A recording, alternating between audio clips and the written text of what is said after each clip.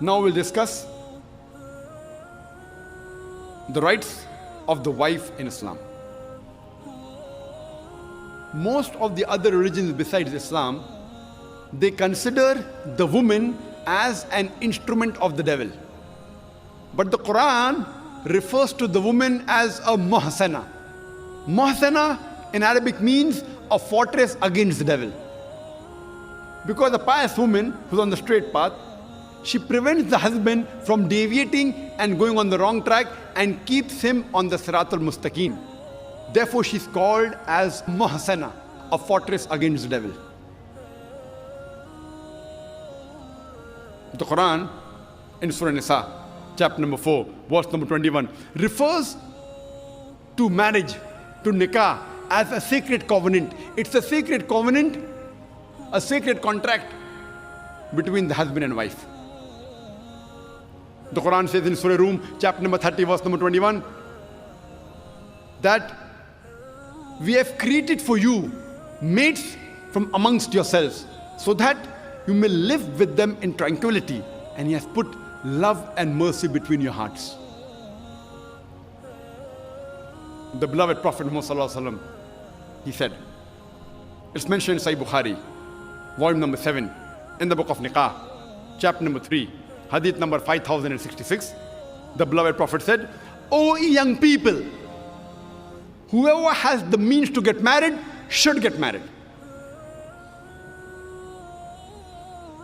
The beloved Prophet also said, there is no monasticism in Islam.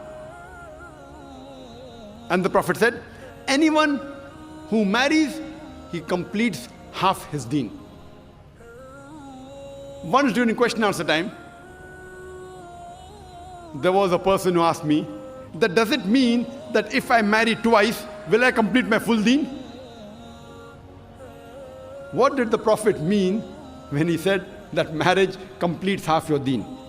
Marriage prevents you from promiscuity, from fornication, from homosexuality. Only if you marry do you have an opportunity to be a husband or a wife. Only if you marry do you have an opportunity to be a father or mother, which are very important duties in Islam. So irrespective whether you marry once or twice, you only complete half your deen.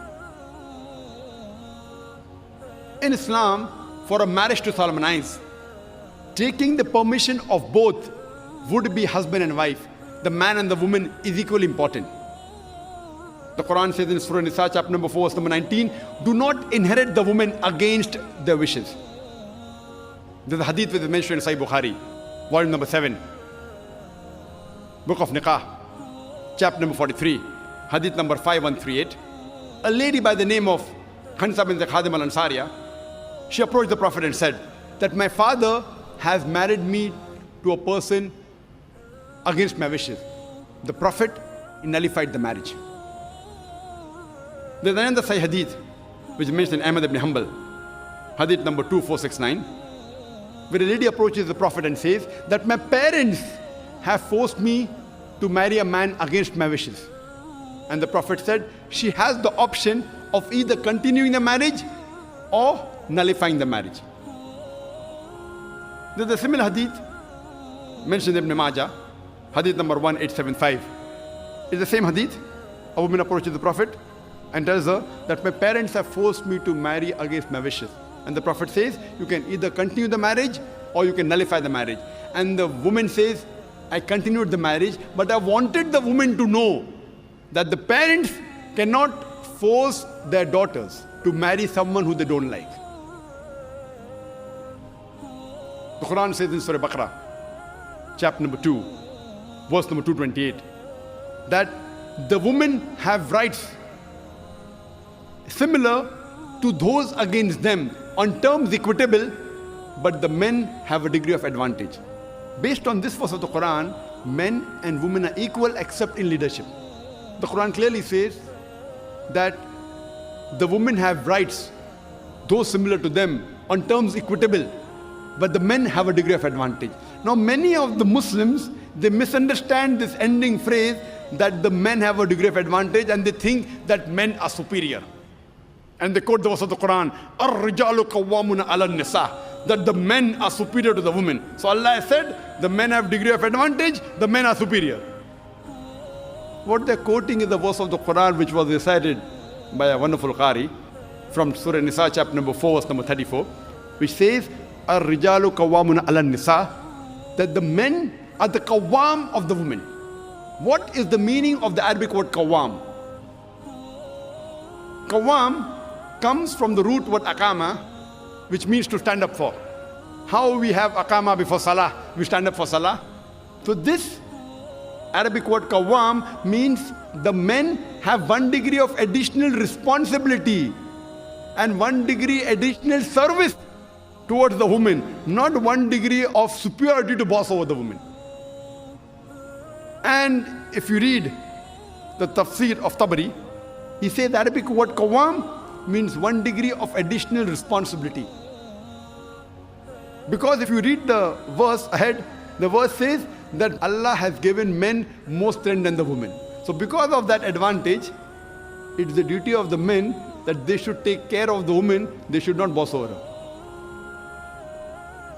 Furthermore, Quran says in Surah Nisa, chapter number 4, verse number 19, that treat your wives with equity and kindness even if you dislike her.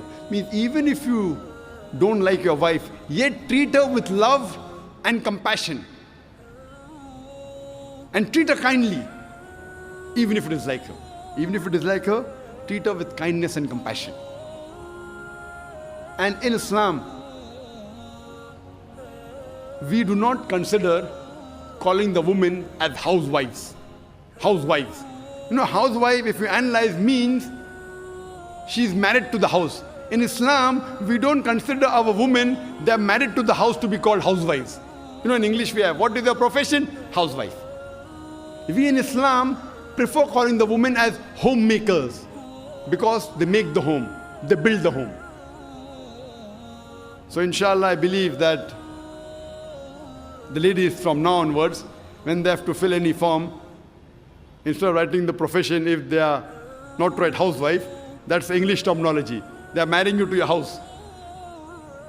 Prefer mentioning homemaker, because the woman builds the home, they make the home. And in Islam, a woman is not married to a master to be treated like a slave. She is married to an equal, and the role is that of partnership. And Quran gives a very good phrase in Surah Baqarah, chapter number 2, verse number 187, where Almighty God says, Hunna libasul lakum wa antum libasul lahunna. That they are your garments and you are the garments. That means your wives are your garments and you are the garments of your wives. What is the role of garment? The role of the garments is to beautify, to conceal, to protect. The husband and wife, they conceal each other's faults. They beautify each other. They help each other. It is the role of hand and glove.